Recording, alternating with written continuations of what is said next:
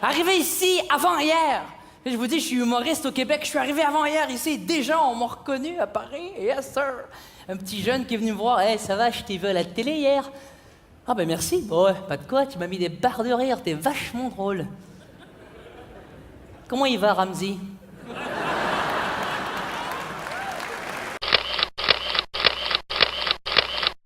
Rachid Badouri, d'origine marocaine, québécois, né au Québec, humoriste, qui présente maintenant son spectacle dans la francophonie. J'aime bien dire dans la francophonie internationale parce que je vais faire la Belgique bientôt. J'ai été au Québec, j'ai été au Maroc et dernièrement en Haïti. Alors comme vous, je me déplace où est-ce que ça parle français. Retour sur ton parcours artistique, explique-nous quel a été le déclic. Je me suis inscrit à une audition pour les festivals Juste pour rire. Chaque été, il y a des prestigieux festivals d'été à Montréal qui s'appellent le Festival Juste pour rire. Et si tu fais un carton, même si tu fais 7 minutes, et si tu fais un carton, tu es repéré par la production et on te signe un spectacle et de là, ta carrière commence. Donc, c'est ce que j'ai fait. J'ai tout lâché le 2 avril 2005. J'ai été faire une audition. Et on m'a pris pour les prestigieux galas d'été, le 12, 13, 14 juillet 2005.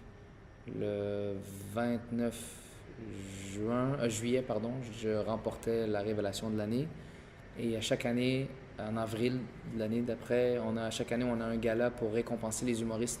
Un peu comme les Césars, mais pour les humoristes, ça s'appelle les Oliviers. Et je gagnais la découverte de l'année en 2006.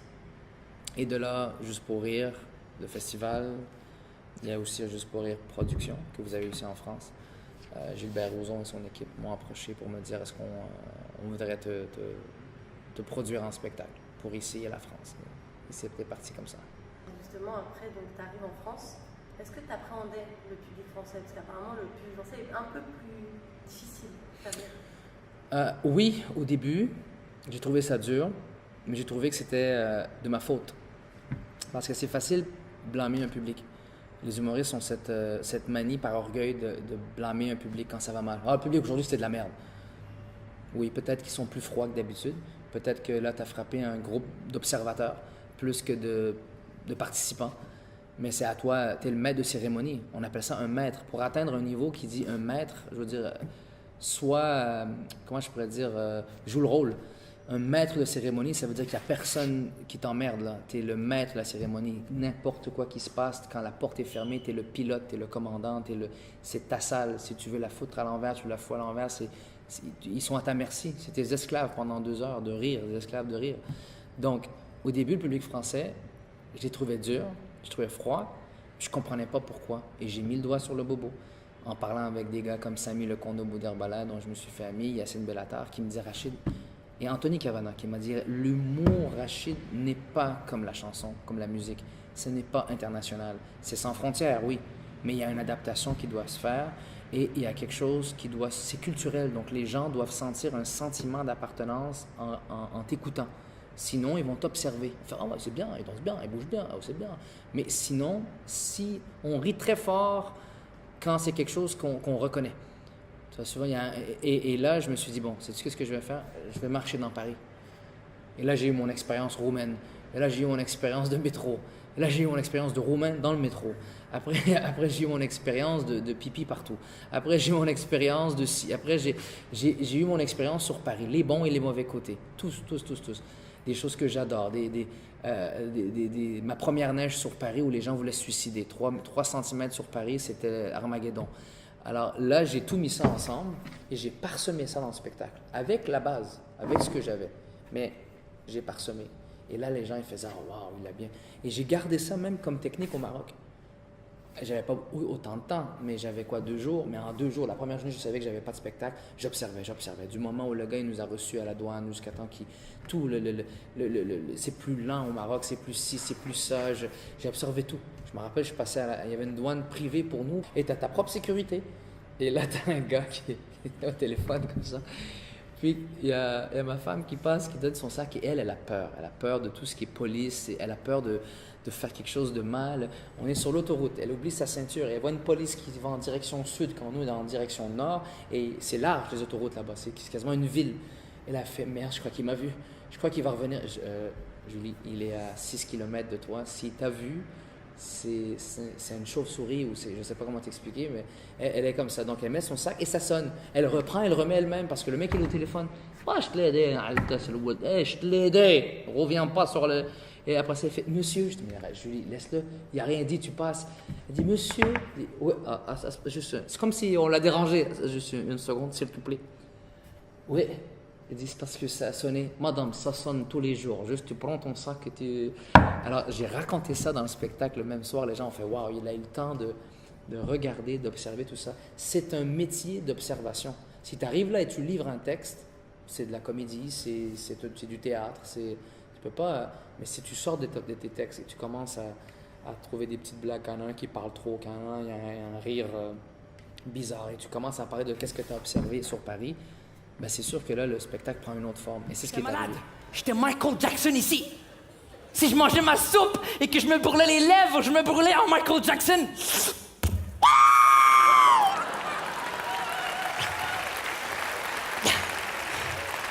C'est chaud! C'était chaud! Ta soupe est chaude!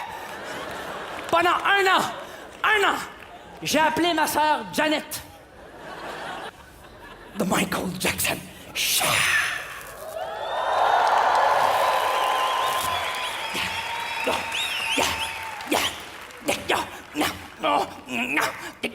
You know I'm better, you know that.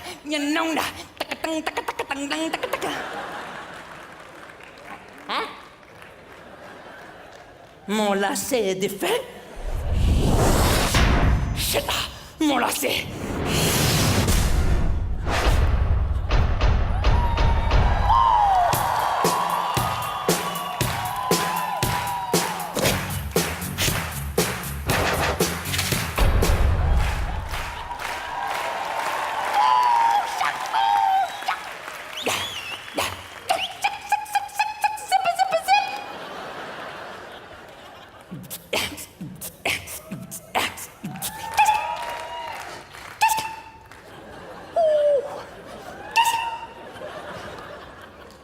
Les filles?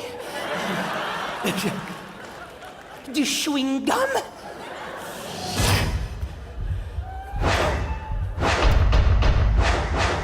J'en ai plus. J'en ai plus, je te dis. J'en ai plus. Wouh!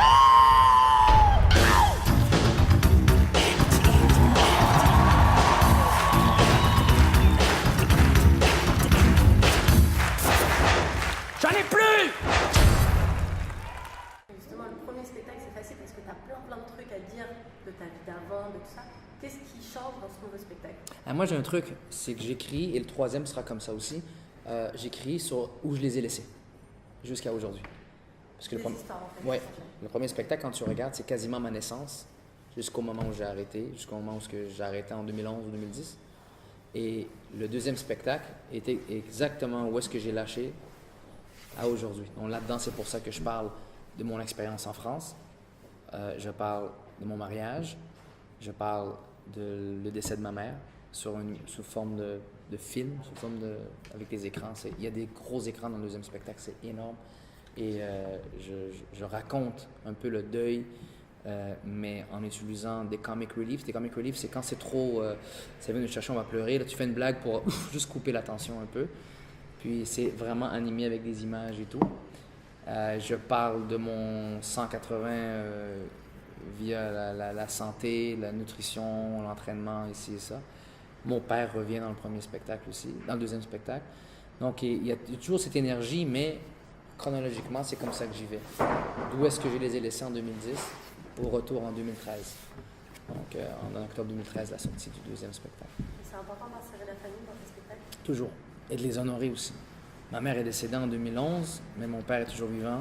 Il vient toujours à mes spectacles. En fait, il s'invite lui-même. C'est plus vraiment moi qui dis viens. Et c'est ce, je vais vous lire un texto avant de partir. Je serai là ce soir. Il n'y a pas de ce que je peux. Non, c'est ce soir. Et de là, à chaque fois qu'il est là, je le présente sur scène. Je l'honore et les gens se lèvent. Et le standing ovation qu'il a, c'est injuste. C'est. Moi, après 2 heures de saignage de nez sur scène, quasiment m'enlever la vie sur scène tellement je... À la fin, j'ai plus de voix, j'ai plus rien. Mon père, il arrive. Et les gens se lèvent. Qu'est-ce qu'il faut faire pour arriver à ce niveau-là? Mais j'en suis tellement fier et heureux et ça donne un bel exemple à suivre pour les jeunes. Est-ce que tu as d'autres projets en Oui, place? mon but ultime, c'est vraiment de se rendre aux États-Unis et de faire des films. Ça, c'est avant même de faire de la scène, c'est ce que je voulais faire toute ma vie. Je suis un des rares dans mon patelin, dans mon cercle d'amis qui savait exactement ce qu'il voulait faire. L'humour est venu, comme je vous dis, par un concours de circonstances et voilà, j'ai pris cette porte arrière et je l'ai embrassé aussi. C'est pas que je fais comme « j'ai hâte de me servir de ça pour me rendre ». Mais je m'en sers pour ça, mais je ne voudrais jamais arrêter de faire de la scène. Mais le but ultime, c'est de faire du cinéma. Et ce qui est le fun, c'est quand tu arrives en France, non seulement pour nous les Québécois, c'est l'Eldorado, c'est le Hollywood francophone, la France, parce qu'on est quand même la seule province américaine qui parle, à part peut-être en Louisiane, où qui parle encore français et qui protège cette langue. Il y a une loi qui appelle la loi 101 au Québec qui protège tout établissement ou de se faire assimiler par les Anglais, donc complètement francophone. Donc pour nous, au Québec, la France est le Hollywood, je disais. Et en même temps, ce Hollywood-là te permet plus facilement, dur à croire, malgré que je suis à quelques kilomètres de la frontière américaine, te permet plus facilement de rentrer dans le monde hollywoodien par la France qu'en allant moi-même faire la queue des agences de casting, des millions de personnes qui attendent en queue pour faire un petit rôle dans un film. La preuve, c'est que tu vois des gars comme Jean Dujardin, qui n'a pas dit un mot dans un film, mais pas un. Pour moi, ça, c'est le summum de l'exemple. Et il a gagné un Oscar, non pas pour un film étranger, foreign film, mais pour le meilleur film de l'année. Meilleur acteur de l'année dans des... C'est là où tu voyais les autres acteurs américains se faire ils avaient tous la même question. Je me dis, who, what, why, who? C'est comme après qu'ils se sont informés sur lui, je crois qu'ils ont fait, mais attends, George Clooney qui l'a fait jouer dans son film et tout, donc c'est énorme. Les Américains, qu'on le veuille ou qu'on le veuille pas, même s'ils font plein de blagues sur les Français, puis qu'ils les trouvent chiants ici et ça, ils ont un œil sur la France. Ils ont un œil sur la France, surtout. Je rêvais d'avoir un Rachid connu de lui. Imaginez-vous à la place de Neil Armstrong, le premier homme à marcher sur la Lune, il y aurait eu un Rachid Armstrong. Hein? Tu te rappelles de Neil Armstrong, le premier homme? It's one step for man. Imagine-toi un Rachid Armstrong. C'est une babouche pour l'homme. Mais ça aurait été extraordinaire, non? Les Américains envoient un Arabe sur la Lune, yes sir! Mais ils l'auraient pas ramené, ça c'est sûr. T'imagines le pauvre Rachid tout seul sur la Lune? Houston, j'ai un saloperie de problème. J'y vois pas la navette. Au même moment, il y aurait un astronaute roumain, oubliez-la en 54. S'il vous plaît, Bonjour, ici Rachid Badouri avec l'accent québécois, mais on s'en fout. Vous vous déplacez, neonest.fr, partout où est-ce que ça parle français. Même si c'est pas un français qu'on comprend vraiment, c'est quand même un français. Fait que, moi, on m'a demandé de faire une dédicace. C'est ce que je fais là, direct là. Une dédicace. neonest.fr. What's up?